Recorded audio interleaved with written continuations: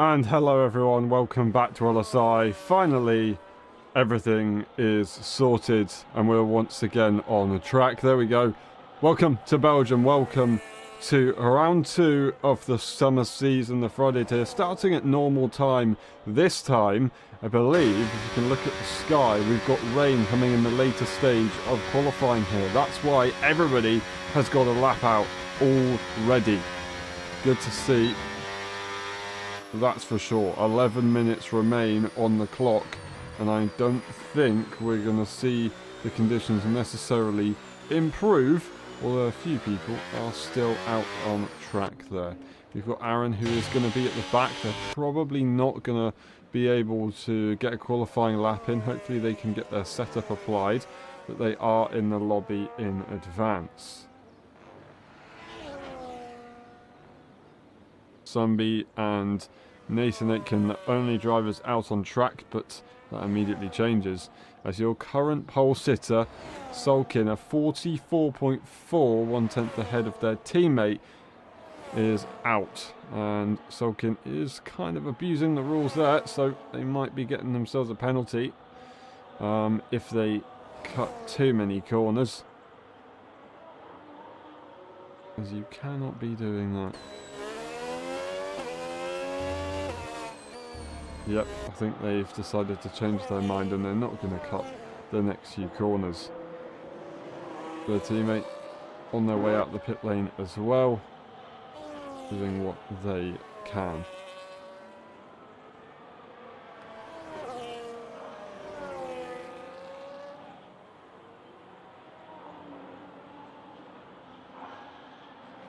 Not really any more corners that they can cut on this lap, so they'll be good to go. Aaron is out on track and they will get a lap in. That's brilliant to see. 9 minutes on the clock. Sulkin looking to go for pole position once again. They are going to be the next car out on track to set a lap. They've got the Mercedes car of, I believe, it will be Zingy in P5. It is currently Zingy in P5. Both drivers going to do what they can here. As you've got the flashing lights as they harvest before they go once more. Into the bus stop chicane, and Sulkin is prepping their lap, backing Zingy up quite a bit. Zingy's not exactly backing up themselves, they're staying right behind. Sulkin makes a mistake. That's not a good way to start the lap. Across the line they begin into the source, turn 1, braking as late as they can, but there is the rain. You can see we might not see improvements here depending on how hard it falls. On the traction nicely, they will get that battery down as hard as they possibly can as they go up the hill, still deploying all the way up through a Rouge. And now they're not deploying it so much, they've given up on the lap, they move out the way as Zingy will dart through. P5 for the Scotsman right now, as they will continue. We've got a 45.2, so they've got a hell of a way to go there. 0.8 of a second to try and get to the pole time. They have invalidated, so that is going to be it for them. Eager Pro, the car next behind this pack. Zingy slows down to get out the way. Very distracting for Eagle actually, but they still managed to navigate it quite nicely. And then we'll get to see what they can do, but I don't think the improvements will be falling in too much. We might see a few drivers try and practice in the rain, but I don't believe we'll be getting a wet race, so there wouldn't be too much point. And Eagle slowing down a lot for the next few corners, 1.7 seconds down. They're not improving, and I don't think we will see an improvement. Watch on board with a few other cars. Who we can get across the sector line, I don't know. It's going to be Ty Giorgio. Gregorio. We've got a mistake there from a few. Do we see what Azera can do? Are they improving? They're not. So that is going to be it for qualifying, I think. We're probably going to be done here in Belgium. And Aaron's going to try and set a final effort here. A 14 on the clock. Sorry, 14th place at the moment. Across the line for the Ferrari. And it is going to be a 48.3, so they've done a good job to get a lap in at all. Jericho Willis was giving it a go before, but I think they're going to be a bit too far back without any battery either. They're trying their best, and they are just going to go straight into the pit lane. There is no point. And that is it. Qualifying is complete. Sulkin is on pole position, shy on their teammate right there in P2. That's a brilliant effort. There's Egapro in P3, Jericho Willis P4, Zingy P5, and then we've got Cravato in P6. Fency, followed by Tired Gregorio, who is currently having a bit of an issue out on track on those slick tyres.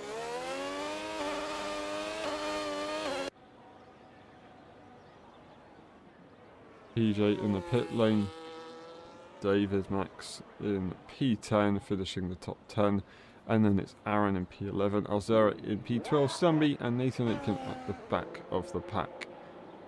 Now, as we watch our ball with Zingy, I will be right back.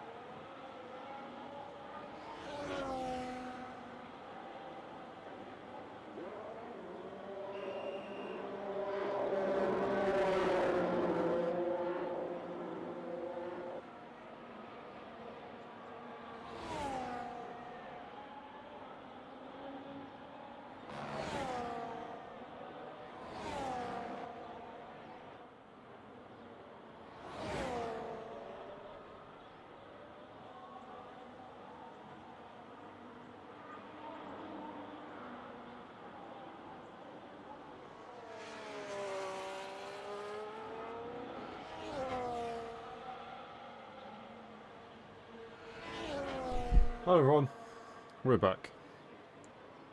You thought my mic doesn't work, it actually does. I just wasn't here. But hopefully, we're all okay. Qualifying is done. A few drivers are getting some experience on the intermediate tyre. And then we'll be ready to go racing for 22 laps around Spa.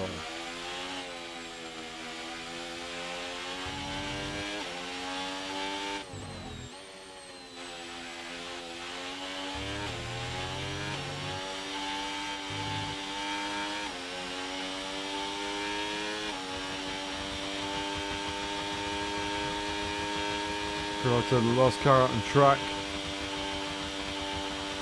Starting P6, hoping for a better start than they had last Friday. They did get a better start on Saturday back in Silverstone. But it's all going to have to happen again. As they squirm across the line. And there we go. The final results will be on your screen very shortly. There it is. Sulkin on pole position. Cheyenne Farva in P2. Eager Pro in P3. That's the rest of the grid. And we will see you in a bit for the race start once we've gone through the race director. See you in a minute.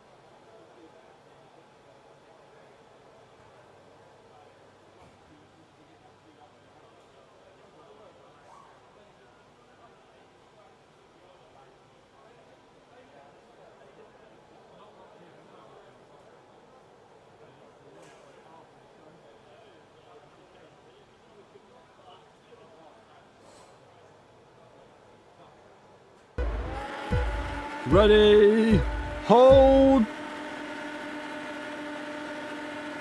go! Who's going to get it into turn one? The Red Bull front row lockout looks good, and it will stay that way. But oh, that's going to be 4, 5 wide. It's never going to happen. There will be contact as Aaron of the Ferrari on the inside was looking for trouble. It's Zingy and Jericho Willis side by side up for a rouge. Jericho Willis has to yield and they will continue. But we will see the cars all come very quickly through into the Com chicane. Will Sulkin be challenged? Igor is definitely looking, but they do back off just a short moment later. We've got Jericho Willis and Fancy looking like they were going for some sort of switch up. It did not come to it in the end. Everybody with the pack more or less side by side down the hill we go. The Audi on the inside. Can they swoop through around the outside? Cravato is going to surely have the advantage. Oh no! Oh no! Favier in P8, P9 dropping down the order. They've gone off the circuit. I don't know if that was a racing incident or not. They're back in the pack and they're looking to try and make more moves. But that's going to be a tricky one to take. Do we have damage from somebody here in the field? I'm not entirely sure. The Ferrari, maybe not. Do we have damage for Aaron at all? As they did go pretty hard into the inside. They do. I think they must have hit that wall on the right-hand side, unfortunately. We've got Greggio in P11 at the back of the pack here, and then we've got the triple at the back a little bit further behind. Damage for David, Mozera in P13, and then we've got Sunby in P14. Aaron down the order as there's ghost cars. Aaron continues. Terence joins all of a sudden. Very bad timing to do so.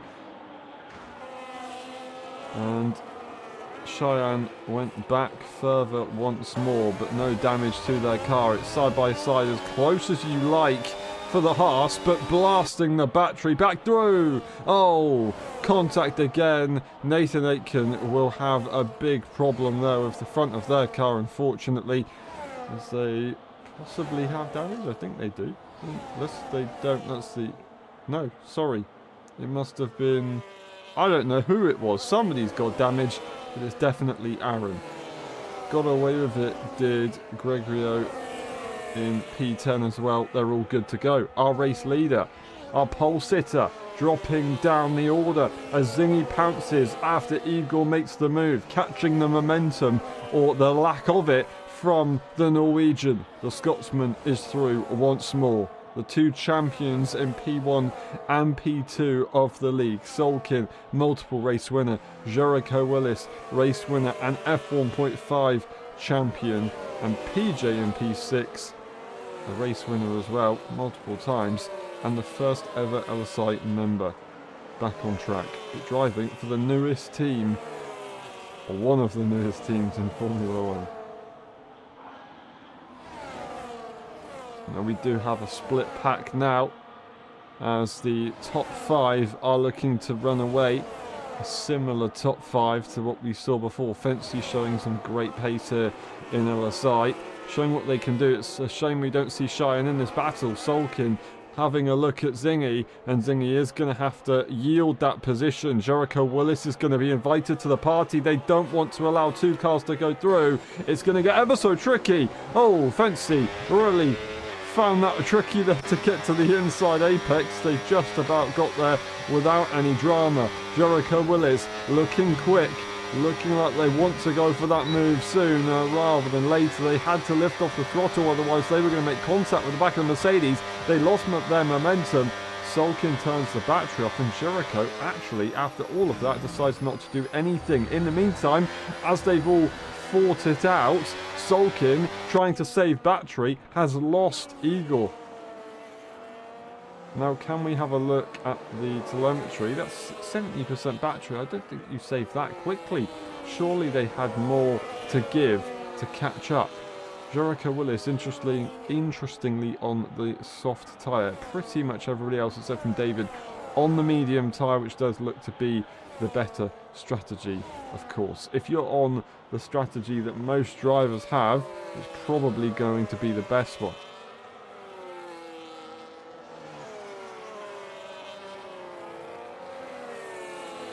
Jericho Willis goes slightly defensive from the Swedish driver, who is directly behind him right now.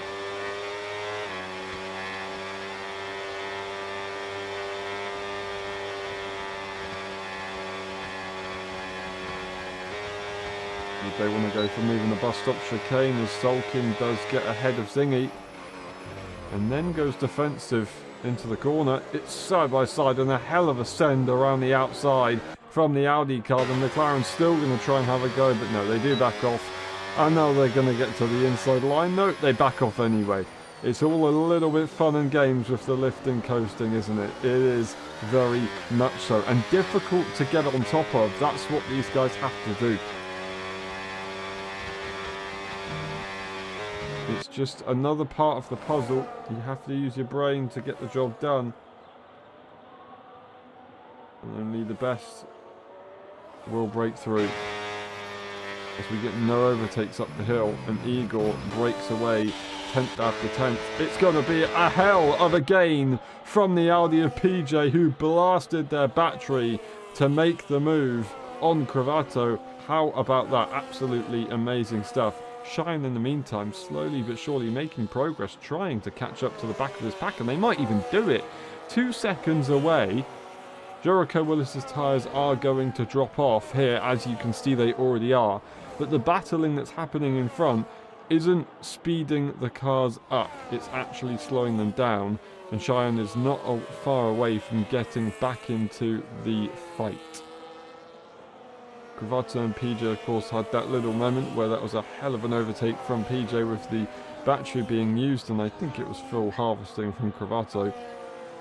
Some incredible overspeed. Tired Gregorio in P9. Still in the tracks of the overtake mode, so they will get that extra deployment, whereas Nathan Aitken, unfortunately for them, is just outside of that window.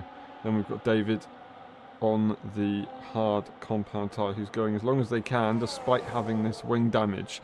They've committed to their strategy, and then it's Sumby, Aaron and Al Azera with PJ and Cravato battling once more. This time we'll see Gregorio in amongst them, and they do switch up to get that job done. And Nathan Aitken is now actually back into this battle as well. Now, does PJ have any battery available? They don't, whereas the two cars ahead do. Don't think we're going to see an overtake. Cravato is able to defend at this point, and PJ won't have anything available to give themselves a good chance. Nathan Aitken drops away as the cars blast down the straight. Cheyenne's going to be catching up nicely now to Jericho Willis, as Jericho Willis has lost that overtake range, so they won't get the extra deployment that they're looking for. This creates an opportunity for P2, 3 and 4 to break away and solidify their positions, as they all collectively now do make progress on Igor. They switch themselves around, and they're actually now going to make it more difficult for Cheyenne to get involved, because they're nearly, well, they actually haven't really gained any time since we last spoke about it. So they really have got their act together. But of course, harvesting and deployment throughout the lap does fluctuate it, and you can see Igor gets that back to a 1.8 second gap once we get to the bus stop chicane. It will go back down, it will go back up. We're going to see a switch up between the two rivals. Zingy around the outside. It's going to be wheel banging all the way to turn 1. Zingy will slot in behind just to keep it civil. And they're not going to dive it down the inside, but Fancy will. Fancy will. They sniffed out the opportunity, and they're really not going to make it easy for Zingy. You'll have to think about what's behind you, not only what's in front of you. That's what they're saying to them. Zingy has a pretty good run out that first corner and broken away quite nicely. Are they going to go for the move? Well, Sulkin darts to the right hand side. Are they going defensive, or are they slotting in? They slot in, and they will allow them to go through as they try to catch Zingy, but with the deployment going on, 2.7 seconds. I say catch Igor. 2.7 seconds is absolutely immense. Jericho Willis makes their pit stop and now gets back out on track and overtakes David, who's also on the hard tyre. A very, very early pit stop, but for a reason. They were on that soft tyre mainly, so they wanted to get off of it as they were losing so much time, but also they can get a severe undercut. And we've seen that happen before. Heischler did it a few seasons ago, most notably. And Cheyenne 2.2 seconds away from the rest of the field in front, so they have lost a bit of time ever since. Gregorio in P6 ahead of Cravato and PJ. Nathan Aitken once more is somewhat in this battle, just watching from a little bit of a view. And this is for a net P7 position effectively, if you consider the fact that we are going to need a pit stop from a lot of drivers. Now bring Jericho Willis back into it, switching up forward and back as Sulkin is into the pit lane. I'm trying to see who else is into the pit lane as well. Fancy has had an issue. I think they might have tried to go to the pit lane, but they've instead made a mistake and stayed out and lost all of that lap time. Or did they just spin? I was looking at their name going down and up the order. I thought that they may have tried to go into the pit lane. Maybe they got despawned from the pits and back out onto the track, which is, well, they're lucky to still be in this race.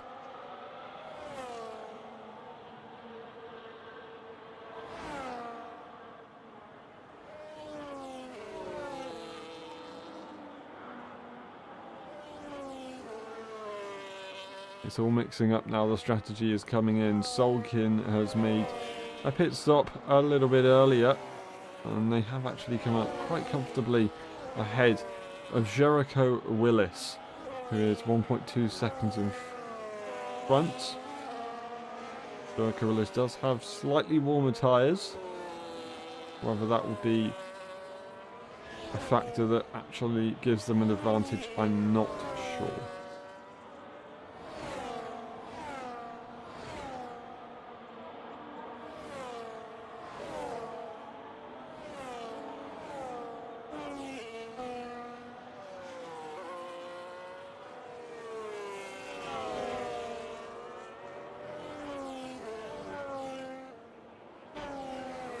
Groglio, the first driver to get a time penalty for multiple track limit warnings.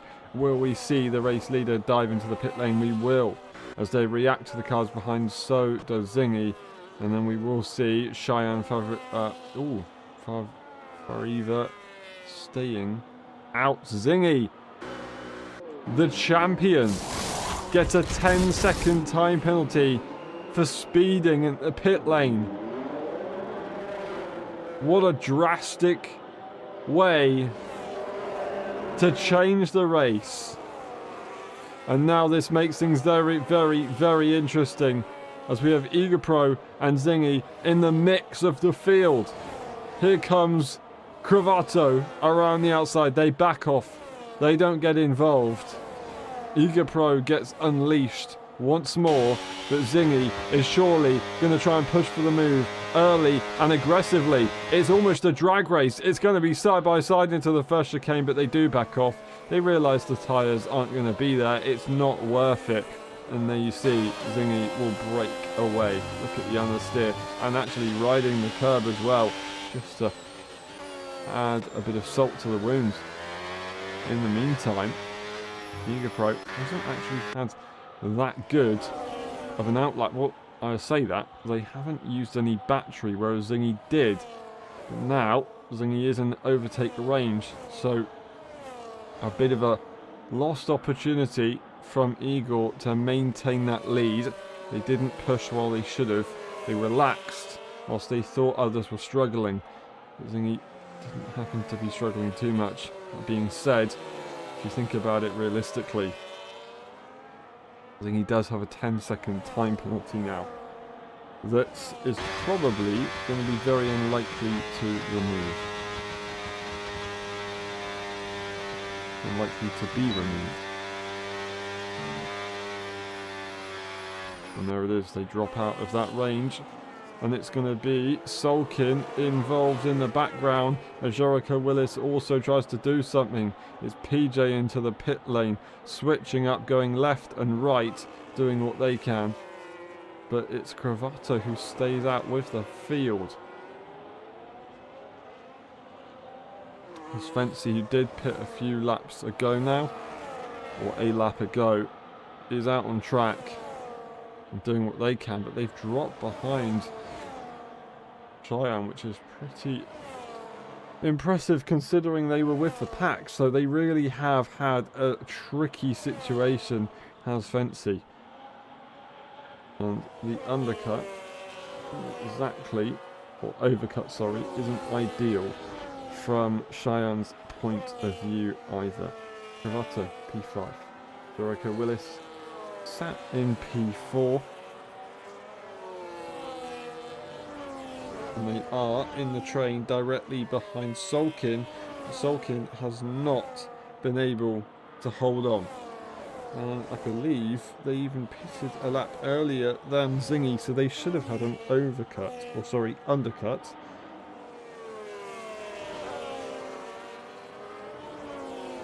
But they've lost more time.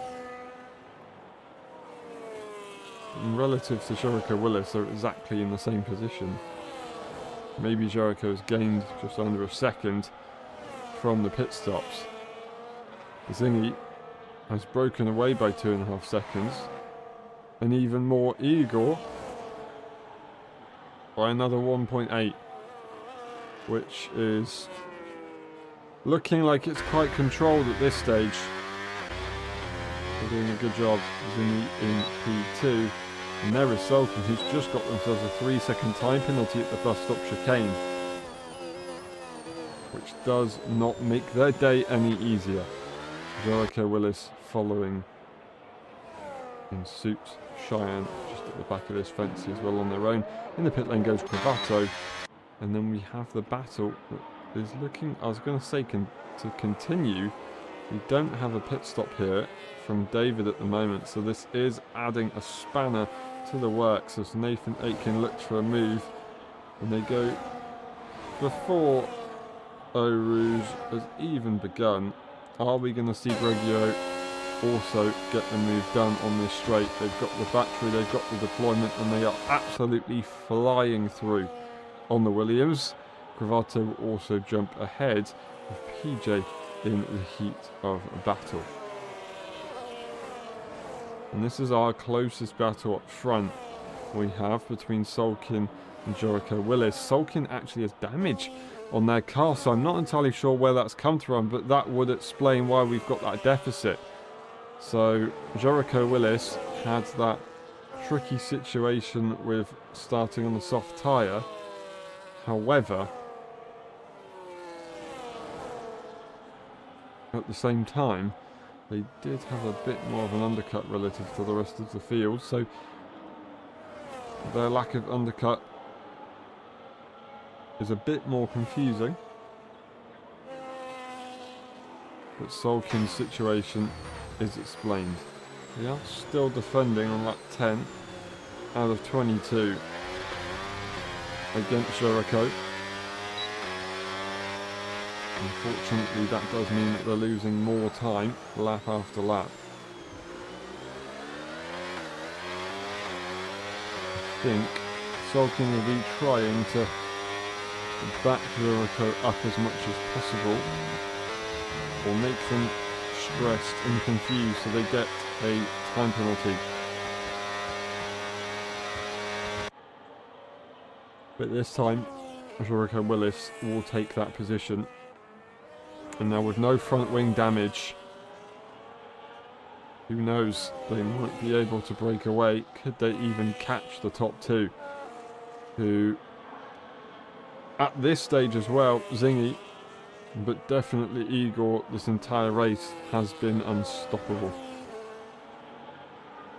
Cheyenne 3.8 seconds away, Fancy in P6, and then we've got the battle that continues between Nathan Aitken and Gregorio in P7.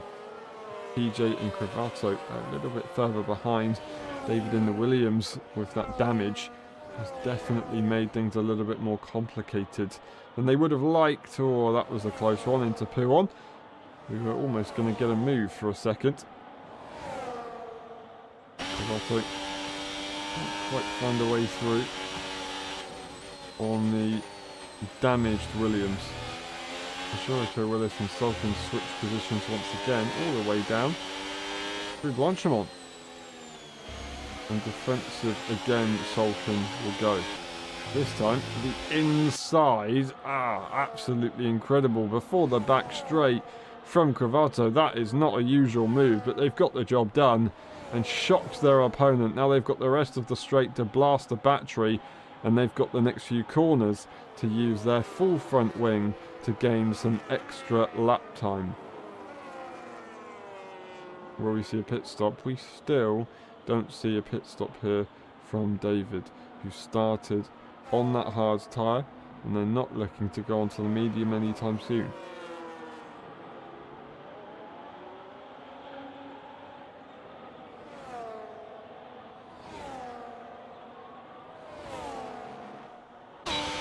Oh, that was as close as you will ever get it.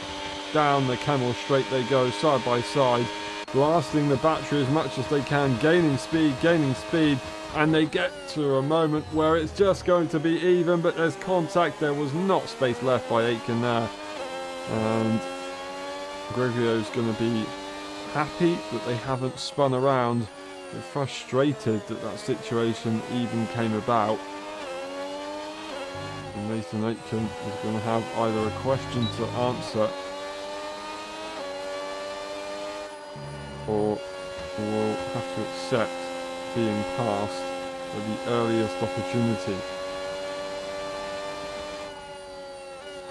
That being said, they are going to be a bit more calculated with it, so keeping a fairly cool head is tired Grigio, despite being quite tired. 2.1 seconds. Zingy is doing what they can. They're probably more just pushing Igor along, because they want to make sure that they get a big enough gap to not allow that 10 seconds time penalty to make a difference. Considering Sulkin has just dove into the pit lane once more, getting a new front wing and new tyres. They're going to drop down the order quite significantly, all the way behind. I think Cravato will actually has just got a 3-second time penalty, although they might stay in front. They will stay in front of Cravato just about. It's actually not going to happen. Never mind. I changed my mind. It's going to be a drag race. Turning on the battery, though, to get it all the way side by side. Fur Rouge and Radion. Sulkin will just about hold on. A new front wing and new tyres are definitely going to be an advantage, but when you're in a straight line, it doesn't really matter. But racing a different race, Cravato backs off. And this time, it is Gregorio who does get through, and Aitken will have to sit behind. PJ's invited back to the battle, but watch out, because Sulkin is coming through. And are they assuming that we could see some punctures from a few drivers here today? It was looking like we might have got it back in Silverstone. Those tyres were absolutely finished by the end of the race, and I'm very surprised we didn't get any punctures in the end.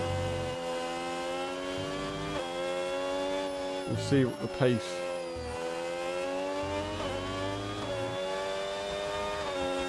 is looking like for the rest of the field, as the purple sector is pumped in by the Red Bull. And we've got battery, but not that much advantage in a straight line as they watch the battle in front unfold before them. As the Haas backs off, catching very quickly with Sulkin. That's lucky that they didn't catch up with so much speed that they were going to be in the wall. And going for the double overtake, Sulkin all of a sudden turns the battery off to now get back through. Are they going to get overtake mode off of the racing ball? I think they've just missed it out, and they might get a double overtake once more back on them as Aitken and PJ squabble positions between the two.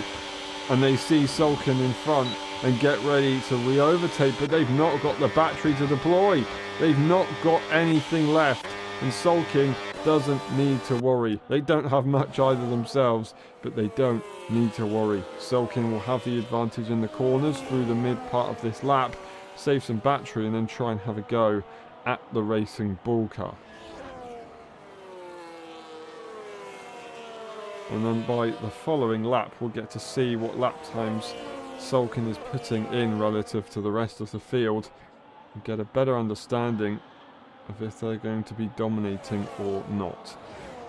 By doing what they've done, they've actually helped Zingy out, who now has only one car to worry about, or I should say not one car, 2 cars instead of 3 cars to worry about being within their time penalty range. Cheyenne Farvar is definitely in that range. It's going to be a bit tight, but they are pretty quick at the moment, and I don't think we can count them out just yet. Sulkin makes that move on the back straight and continues to charge here.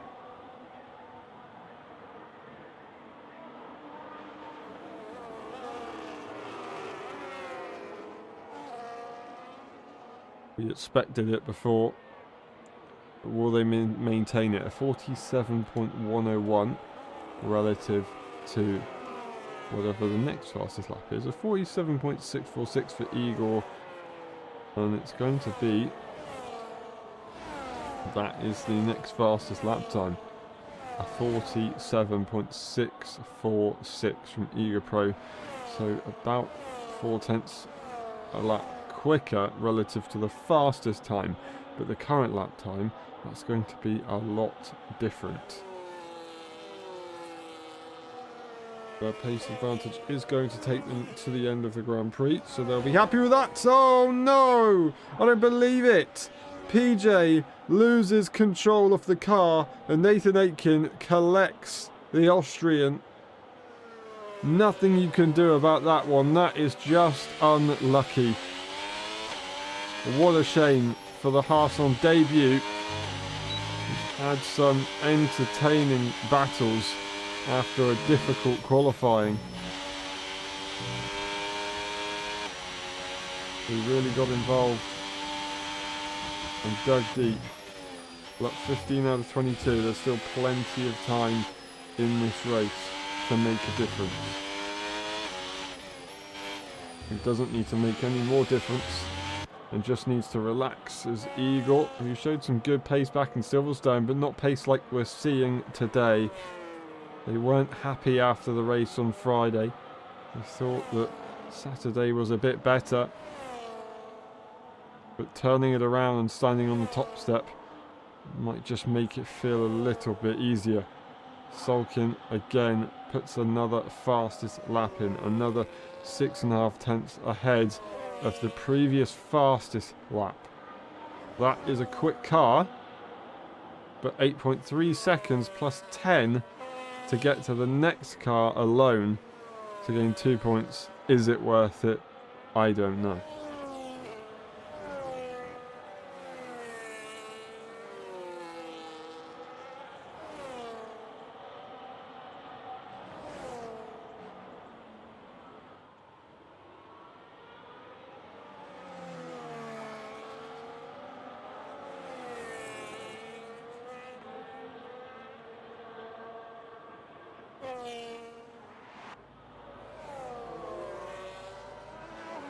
As David leaves the pit lane behind Sumby and does finally get a new front wing, I believe. I hope.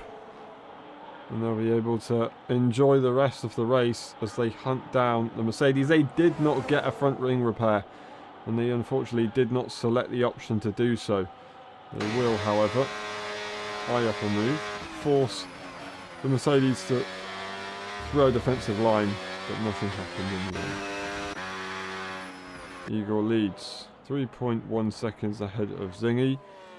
7 seconds behind is Jericho Willis, who's currently within that 3 second, or 3 seconds within a P2 position. 1.6 seconds Cheyenne, dancing on the edge here of getting that podium position from Zingy. About 7.5 tenths they're looking at here that they need to not lose relative to the Mercedes in front of them. And we have fence seat. Unfortunately, it's going to be what could have been race for the Swede. And Sulkin in P6. Going for a very different strategy here. And Cheyenne Farivar will now not be able to compete with Zingy, as they are definitely out of range now with that 3 second time penalty added to their final race time. 6.8 seconds. Sulkin is definitely pushing the limits and finding a good groove. But with the time penalties being a thing, they're going to be in no position to actually make anything work here. David once again pits. Whether they retire or not, I don't know. They are going to stay in the race, and hopefully they're going to get a front wing change, as they've actually lost their full front wing this time, so it's impossible for the Williams crew to ignore.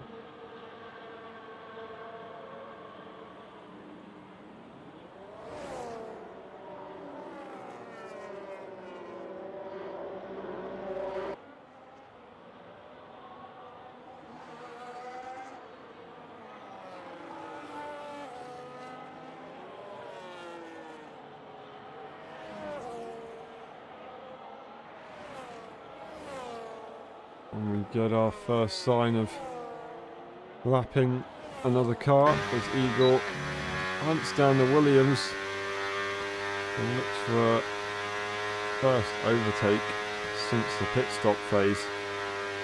But actually, I'm not entirely sure they actually had to make an overtake. They just about got in front of another car. So therefore, they haven't had to make an overtake since the beginning of this race. And there's one Mercedes moving out the way. Sorry, Williams moving out the way. And the Mercedes will be on their way shortly. I say 3.5 seconds away shortly. We've had to turn P9. The closest battle on track right here, as Nathan Aitken is not able to hold on to the field. Gregorio has broken away. Fancy has an issue. Fancy, there's a yellow. They've got grass on their tyres and they've had another spin, it looks like, from the Audi with damage to their front right side of the wing. And the day continues to get worse. Sulkin will be unleashed and take P5 for Red Bull for a solid double point scoring position for the team. Fancy deserves more here. Unfortunately, their efforts at the beginning of the race will not be rewarded due to the circumstances throughout the duration. And PJ, they've still got that pressure. A lot of pressure from the Ferrari behind. Not an easy car to keep behind the Ferrari. Two manufacturers giving it their all. As Fancy interestingly stays out with that damage, they really are looking to do something here. Maybe hold on to some sort of time penalty range. They don't want to pit with 4 laps remaining of this Grand Prix just under.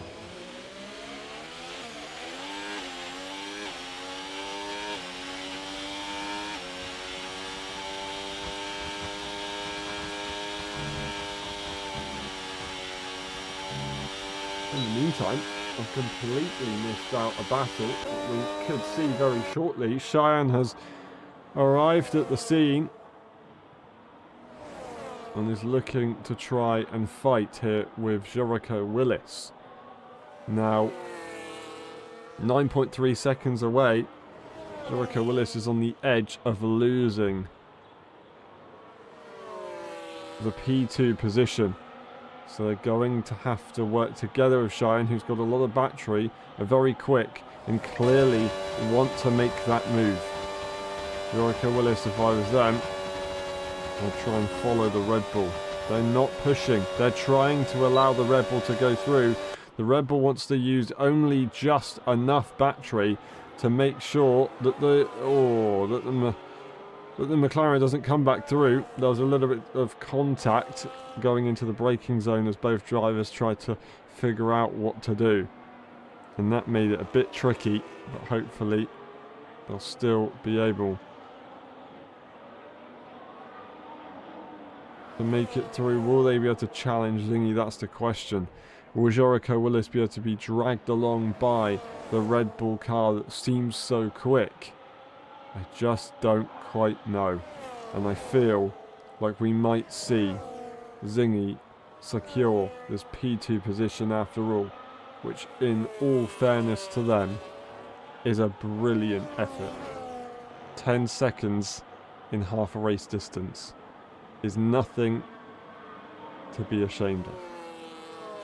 10-second time penalty in half race distance is a little bit different, but 10 seconds in half a race distance, that's pretty good. I am the comedy man.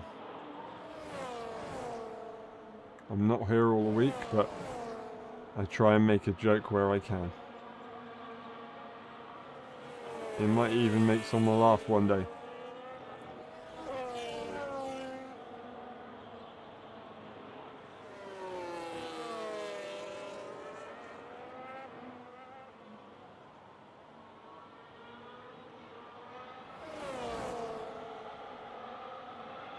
Well, I don't think we will be seeing any kind of move here from Jericho Willis, maybe at least until the very end. We are back indeed. Welcome to the summer season. with the lift and coast regulations that have split up the grid and made it very difficult and technical to compete against one another. And despite the time penalties, we're seeing two drivers here at the end figure it out, and that is exactly what you see in this regulation of F1 game. Just suddenly an overtake before a Rouge, before Radion. Just amazing. And now trying to get a slingshot, which did not work. Jericho Willis is very much outside of that time penalty range, and they will not be able to secure that P2. So Zingy will stay P2 and not lose the podium. Jericho Willis P3, and Cheyenne will just have to sit back and hold on. Sulkin, of course, making that pit stop, still will take that P5, it looks like, after Fincy had that spin. And then we've got Ty Gregorio, who's actually closing in on the Swede, although a time penalty is definitely going to put a bit of a stain on that battle. PJ and P8 now with not too much to worry about behind, a time penalty car and 1.5 seconds that splits them. They should be able to go to the end of this race without struggle. Aaron, a difficult race, a difficult qualifying. They weren't able to join until the last few moments. In turn one, they got damage immediately. So 1 point will do them just fine, I think. Nathan Aitken, it's a shame that they won't be rewarded for their efforts throughout this race. Sumby, Azera, and David at the back. We are going to look at a full finishing grid here as we get to the final lap of the Grand Prix, and Igor is running to the line to take yet another victory in his career and take his first in the F1 26 DLC, aka the F1 26 game. The summer season will accommodate for that, as they've got just half a lap remaining. Zingy tried their best to hunt them down, and these are the cars that are hunting each other down. But it is actually going to be a move. Gregorio does go for the move on Fancy. Time penalties will say otherwise, and the Audi wants to get back through, but no batteries available, and also the fuel. The fuel is going to be difficult. Could we see, after all, Gregorio stay in front? The Racing Bull, can they hold on to P6? Will we see the Audi running out right before the line? I'm not entirely sure. Jericho Willis just has a few moments, and they will try and go for a final overtake for glory. They've got the battery, they're applying it now, they're doing what they can.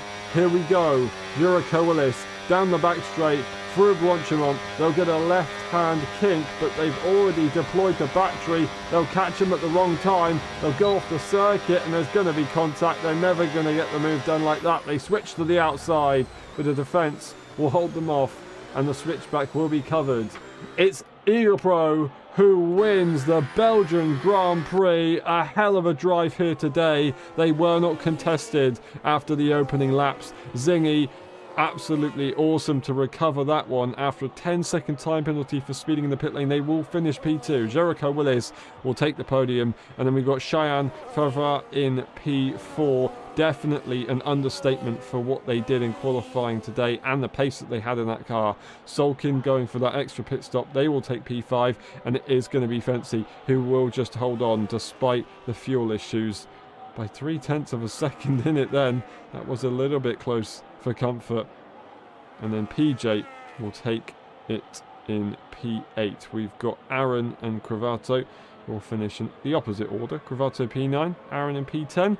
It's a double finish. Points position for Ferrari, followed by Nathan Aitken and Sumby at the back in the Mercedes.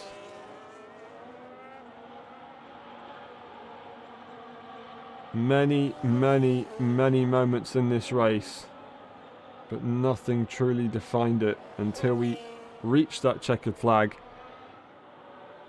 Eager Pro, with that 10-second time penalty being applied to Zingy, 14 seconds ahead of the field.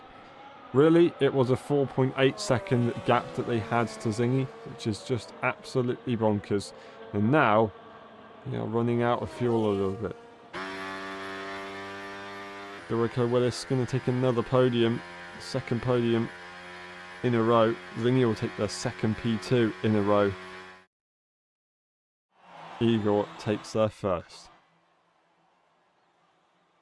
Igor wins the Belgian Grand Prix. It's Zingy in P2 and Jericho Willis in P3. We've got Cheyenne Farivar in P4, followed by Solkin, Fency, Tide, Gregorio, PJ, Cravato, Aaron in P10, scoring the final point. And then we've got Nathan Aitken, Sunby, David, and Alzera in P14. Everybody finishing today's race. Very good job indeed, getting some awesome information ready for the official seasons that will come in the coming months after the summer season has finished.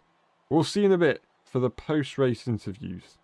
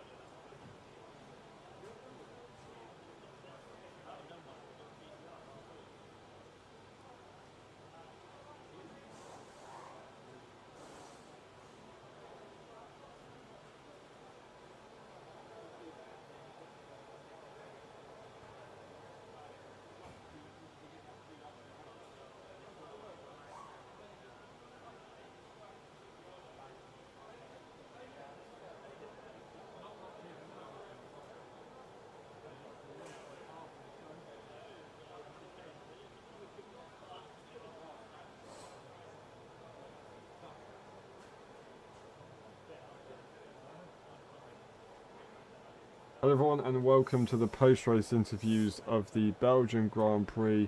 That was a hell of a race, lots to happen throughout up and down the field. Penalties for a few drivers as well that seemed a little bit more complicated than they seem. So can we start with you? It was a bit confusing from our perspective as the spectators to why you had that extra pit stop. Pole position though, that looks pretty good. You managed to nail that despite the rainy conditions coming in. Yeah, well, the quali I've seemed quick, like I think all the game. I seem quite quick in the quali when it matters there, but when it comes to the race, like always, I manage to fuck something up. And the reason I pitted the extra time was because I got damage in turn 1, lap 2, when I was battling with Igor and Zingy, I think, or it was Jericho, and the damage was just holding me back. So after I got the 3 seconds, I thought like, yeah, what's the point even doing this this race without having any fun, because there's no fun. Like Jericho was following me all the way when I hit to the hearts, and he was right behind me, and I can't, like, in this game you can't really pull away. It's almost impossible. Igor was lucky by me and Zingy battling. It was hard for me to follow him also with my wing damage. It was terrible in the Dorriere. So when I pitted, I first thought I could just change the wing rotation a bit up, because I've seen some tips and tricks about that, but it didn't work like I wanted to. And the 3 seconds with Jericho, it fucked over my race. So I thought, why not pit, go back to the race, try to drive as fast as I can, and see where I'm ending up, because that's the only fun I'm gonna have in this game, it seems like.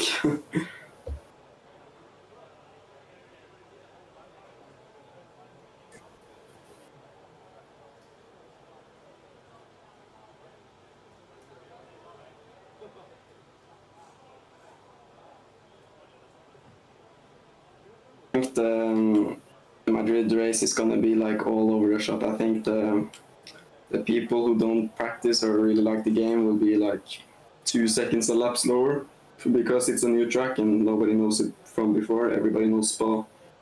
So I think it will be a tricky one for people who don't really like the game. So it may be tricky for me also. So yeah, we'll see. But I think it will be a clutterfest. Yeah.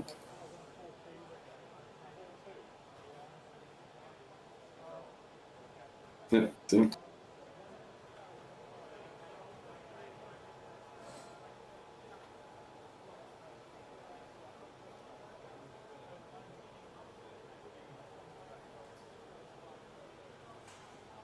Yeah, I mean, the way I drove the whole race, I felt as though I was. I just realised I was muted. Thanks, Solkin. And I asked them about Madrid.